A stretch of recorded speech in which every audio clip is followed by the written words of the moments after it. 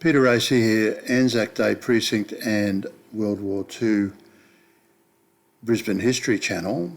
If you're watching this as a YouTube, then the footage that you're looking at is from a YouTube that Peter Dunn recorded, who runs the Aussat War YouTube and History Channel.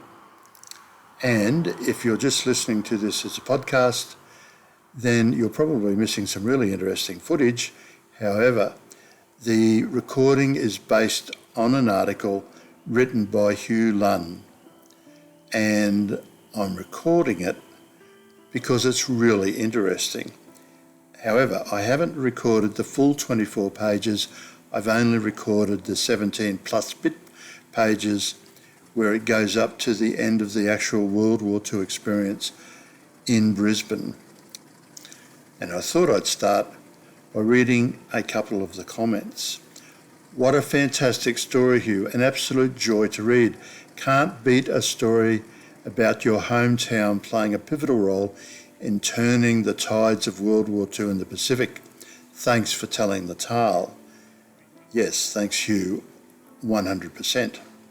Another ripper read, Hugh, blending this fascinating but little-known episode of World War II history with the story of the Fighter Plane Museum at Eagle Farm and its creator by a visionary Brisbane entrepreneur.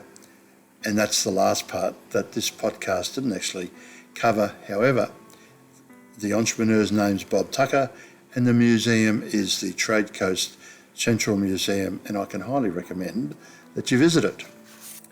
Now to the actual article.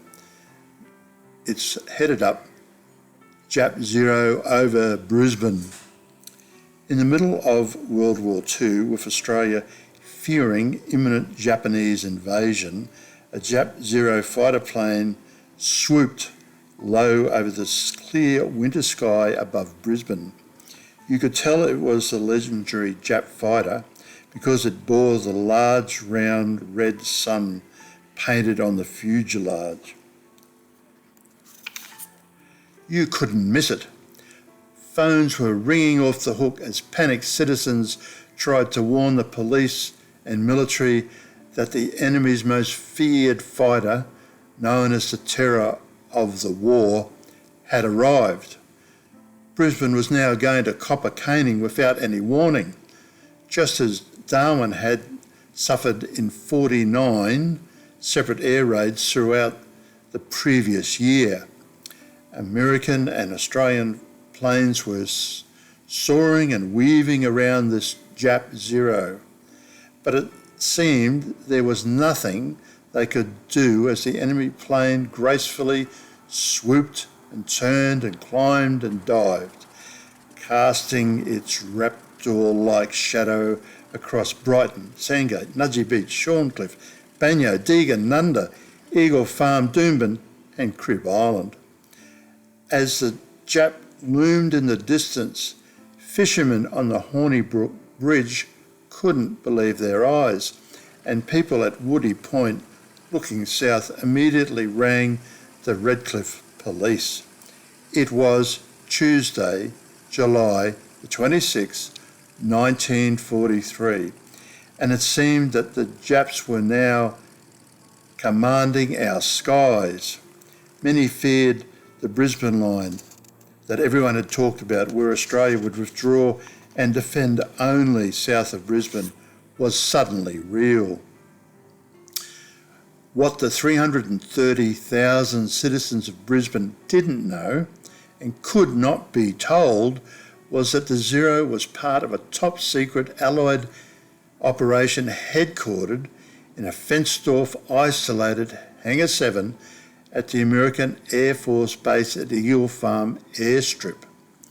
Inside Hangar 7, American engineers were trying to discover the Zero's secret, why it could climb faster and turn quicker than any of our fighters. General Douglas MacArthur, sitting in his Pacific headquarters on the 8th floor of the sandstone AMP building on the corner of Queen and Edward Streets in Brisbane was furious. American fighter planes were being shot out of the sky in increasing numbers by the dreaded Jap Zero. MacArthur demanded to know why the Zero was out-flying and out-shooting American fighters in dogfights. Desperate to stem these losses, MacArthur had promoted Major General George Churchill Kinney as his new Air Force commander. When General Kinney asked for the authority to send all the Deadwood wrecked Zeros home, MacArthur replied he loved the way Kinney was thinking. Kinney had been forewarned by his predecessor that MacArthur didn't understand air combat, which had never decided a war before.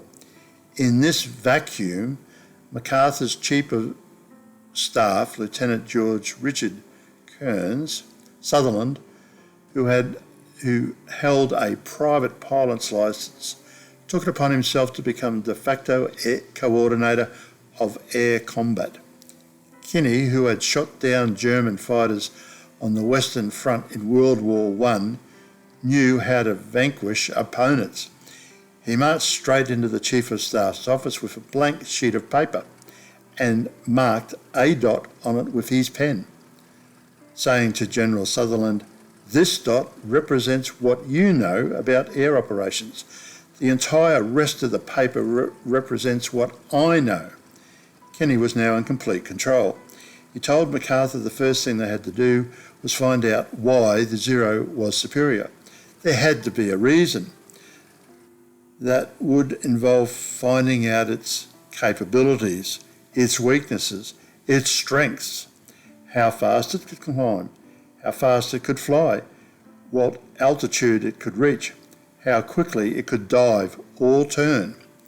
Another objective was to teach our pilots to instantly recognise a Zero in the sky before it was too late. The only way to do that, Kinney told MacArthur, was to get hold of a fully operational Japanese Zero fighter. But how? In early January 1943, Australian soldiers encountered what appeared to be a new type of Jap aircraft when they occupied Bunya near Lae in northern New Guinea.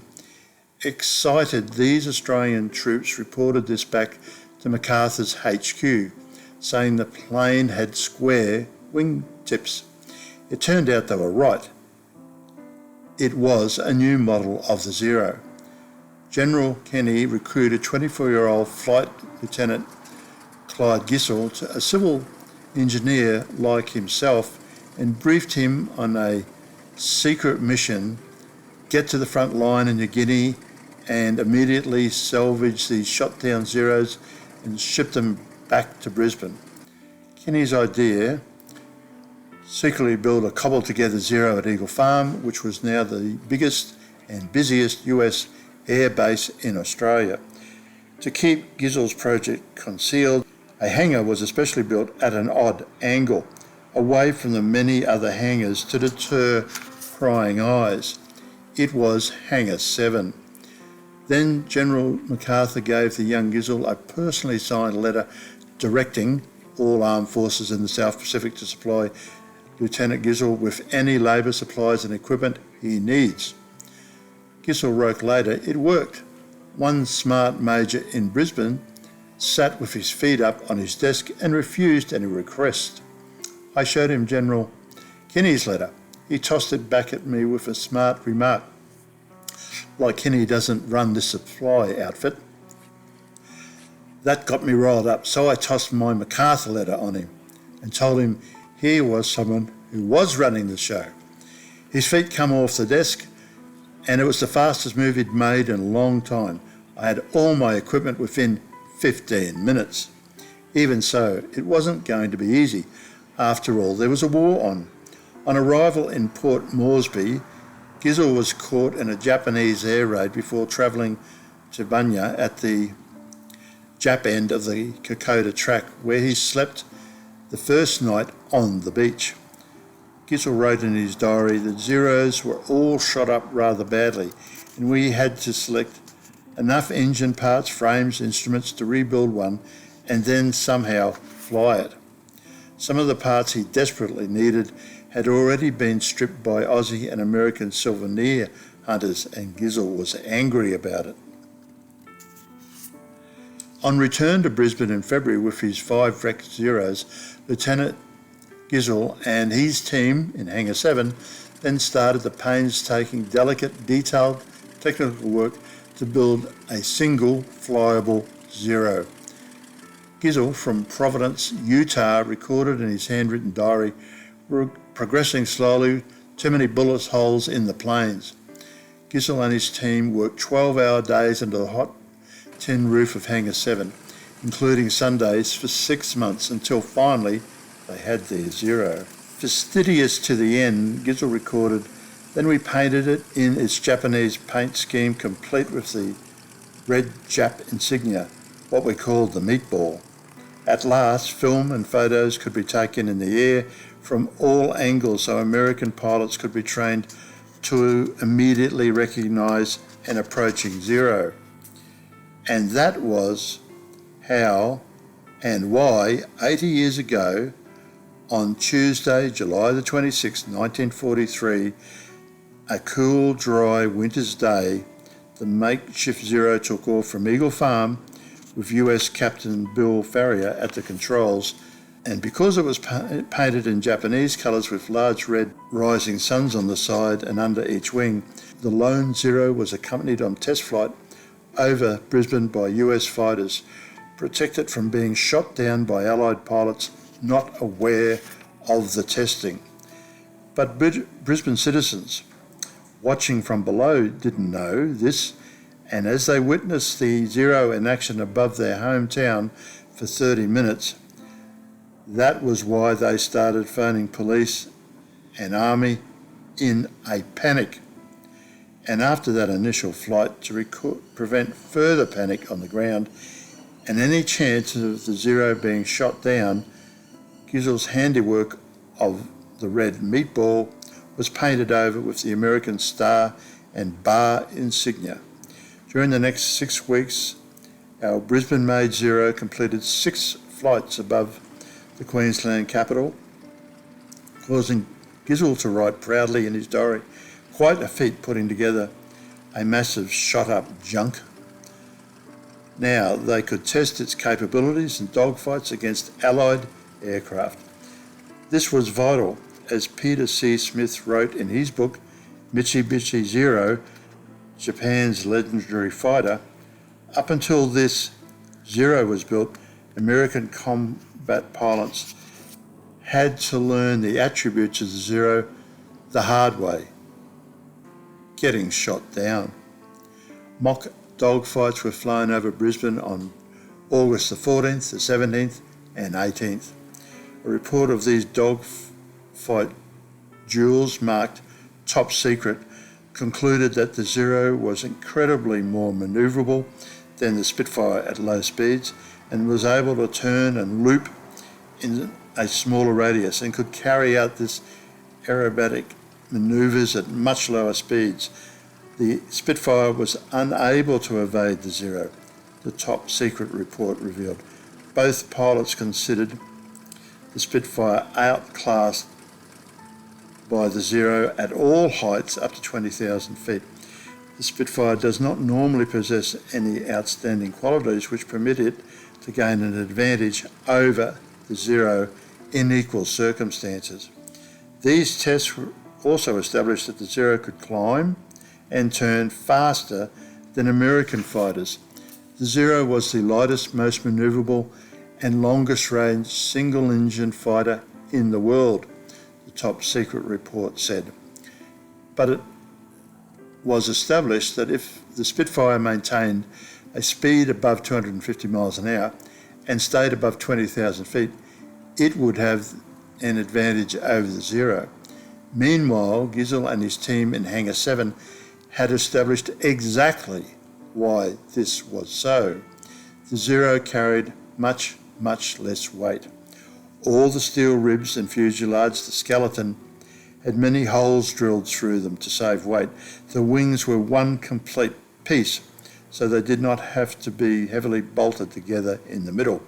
There was effectively no armour for the pilot or other critical points of the aircraft, and the fuel tanks were not lined with self-sealant to prevent fire. This made the Zero up to 50% lighter. In fact, when Clyde Gissell tested the special aluminium armour plating used on Japanese warplanes, he wrote, "After seeing what our bullets did to this armour plating, I believe the Japs used it for psychological purposes only." This lightness of being meant, as Peter C. Smith wrote, the Zero could easily outmaneuver any American fighter. Not knowing of this, American flyers had already warned US Spitfire squadrons that had come to Australia to aid Australia, "Do not dogfight the Zero," adding, "Don't think that because you could turn inside a German fighter that you could do the same to a Zero." Smith writes that the Spitfire had gained an aura of invincibility in the air in the Battle of Britain in Europe. However, when 27 Zeros came up against a wing of Spitfires flown by combat experienced pilots over Darwin, the Zeros had no losses, and Australia lost 14 Spitfires. The conclusion was that the Zero could fly 500 miles to Darwin, defeat the Spitfires, and fly 500 miles back again. Dogfights were suicide against the Zero. More than 1 million US servicemen came to Brisbane during World War II, 3 times the city's population, and it was in Brisbane, inside Hangar 7 at Eagle Farm, that Japanese air superiority came to an end. Even the manufacturer's identification plates nicknamed jam tins on the wrecked Zeros were of a huge help. These jam tins revealed place of manufacture and production number of each plane. So, not only could accurate bombing raids be made on the factories, but if the numbers written on the jam tins didn't increase for a long period, then the Americans knew their bombing raids had been successful. That Zero was only the first of 30 Japanese aircraft rebuilt, flown, and forensically examined at Eagle Farm to discover their weakness. After World War II, our patchwork Zero was forgotten, and no one seems to know where it ended up. Hangar 7, though, is still here at Eagle Farm, has been maintained, is heritage listed, and is waiting empty. End of the article that I'm reading up to. And it goes on in very interesting detail, and I again state that you really should seek out the full article and read it for yourself. So, thank you and good afternoon.